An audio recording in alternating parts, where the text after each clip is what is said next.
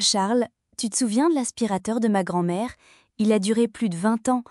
Le mien, je l'ai depuis 3 ans et il commence déjà à faire des siennes. J'ai l'impression que les objets sont faits pour ne pas durer. Tu ne trouves pas? Absolument. C'est ce qu'on appelle l'obsolescence programmée. En fait, c'est une stratégie des fabricants pour nous pousser à racheter leurs produits plus souvent. C'est frustrant, n'est-ce pas? Frustrant est un euphémisme. Mon téléphone, par exemple, il a tout juste 2 ans et la batterie se vide à une vitesse folle. Et quand je regarde les mises à jour logicielles, elles semblent ralentir mon ancien modèle, me poussant presque à en acheter un nouveau. C'est vraiment de la manipulation. Tu as tout à fait raison. Les batteries sont souvent les premières à lâcher, et c'est rarement avantageux de les remplacer.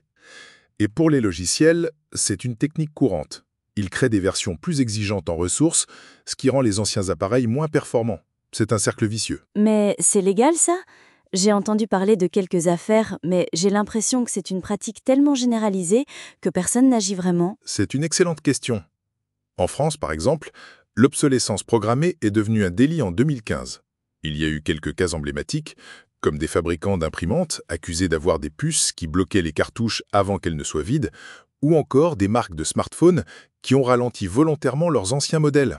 C'est difficile à prouver, mais ça montre que la prise de conscience est là. C'est déjà ça. Mais en tant que consommateur, on se sent un peu impuissant, non? On est obligé de racheter encore et encore. Pas entièrement. On a des options. On peut opter pour des marques qui prônent la réparabilité et la durabilité, même si elles sont souvent plus chères à l'achat. Il y a aussi des associations qui promeuvent le droit à la réparation et qui proposent des ateliers pour apprendre à réparer nos appareils. C'est une bonne idée. Je ne suis pas très douée de mes mains, mais ça vaudrait le coup d'essayer. Et qu'en est-il du marché de l'occasion ou du reconditionné? C'est une excellente alternative. Les produits reconditionnés, surtout pour l'électronique, sont une façon de prolonger la durée de vie des appareils et de réduire notre empreinte écologique. C'est aussi un bon moyen d'économiser de l'argent. Et puis, il y a de plus en plus de plateformes qui certifient la qualité de ces produits. Tu as raison, on devrait y penser plus souvent. C'est une façon de lutter à notre échelle. Je me dis aussi qu'il faudrait que les fabricants soient davantage incités à produire des objets plus robustes et facilement réparables. Exactement. C'est un enjeu majeur pour l'environnement et pour notre pouvoir d'achat. La pression des consommateurs est importante pour que les choses changent.